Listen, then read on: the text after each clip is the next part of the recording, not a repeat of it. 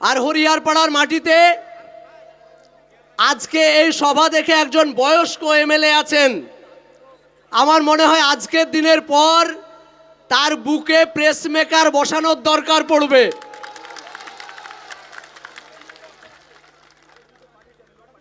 কারণ আজকে আমাদের সভাকে কোনো রকম ভাবে সফল করতে না দেওয়ার জন্যে রাজ্যের তৃণমূলের চেয়ারম্যান ৩০০ মিটার দূরে বসে আছেন ৪০টা লোক নিয়ে। কটা বললাম? আর হুগলি থেকে প্রত্যন্ত ২০০ কিলোমিটার দূর থেকে যখন রান করে নওশাদ সিদ্দিকী এই মাটিতে পা দিলেন, আজকে এমএলএ সাহেবকে বলবো দেখে যান মানুষ ভালোবাসা কাকে বলে। বর্তমান পশ্চিমবঙ্গে একমাত্র বিরোধী বিধায়ক যদি কেউ থেকে থাকে তাহলে সেটা নওশাদ সিদ্দিকী। সেই মানুষটাকে আজ আমরা মুর্শিদাবাদের মাটিতে, সর্বোপরি হরিয়ারপাড়ার মাটিতে আমরা পেয়ে আজ আমরা গর্বিত। কারণ এই মানুষটা যেখানেই দাঁড় হচ্ছেন আজকের দিনে সেখানে বিদ্রোহ তৈরি হচ্ছে, বিপ্লব তৈরি হচ্ছে। আজকে বিদ্রোহ বা বিপ্লবের অপর নাম হয়ে দাঁড়িয়েছে নওশাদ সিদ্দিকী। আমরা তো নবাবের জেলার মানুষ। বাংলা বিহার উড়িষ্যার রাজধানী ছিল মুর্শিদাবাদ। মির্জাফর সেদিন যেমন নবাবের পিছনে ছুরি মেরেছিল, নবাবের পরিবারের লোক হয়েও নবাবের প্রধান শত্রু হিসাবে লর্ড ক্লাইভকে নিয়ে এসে মুর্শিদাবাদের সিংহাসন থেকে নবাবকে সরিয়েছিল, ঠিক অনুরূপভাবে মুর্শিদাবাদের মুসলমানদের পিছনে যদি কেউ ছুরি মেরে থাকে তাহলে এই নিয়ামত আবু তাহেরদের মতো মির্জাফররা।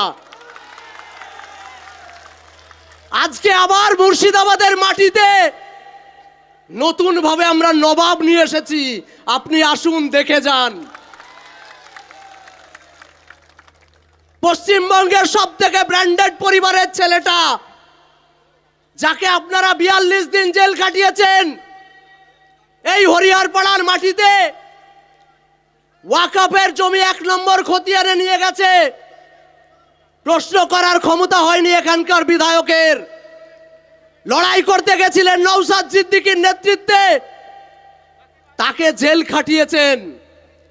আবার মাননীয় বলছেন যে আপনারা ওয়াকফ নিয়ে বেশি গুলোগুলি করবেন না।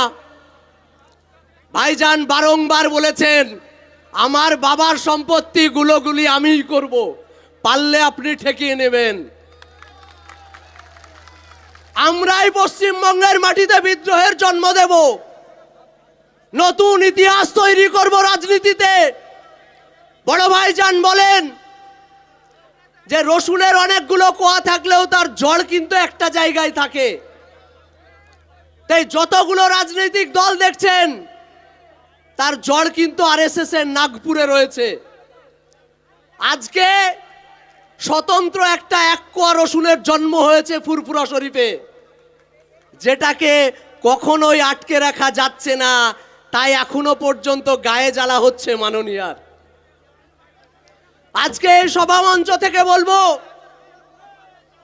মুর্শিদাবাদের নবাবের জেলার মানুষকে, ১৪ লক্ষ মানুষকে আপনি পরিযায়ী শ্রমিক বানিয়েছেন।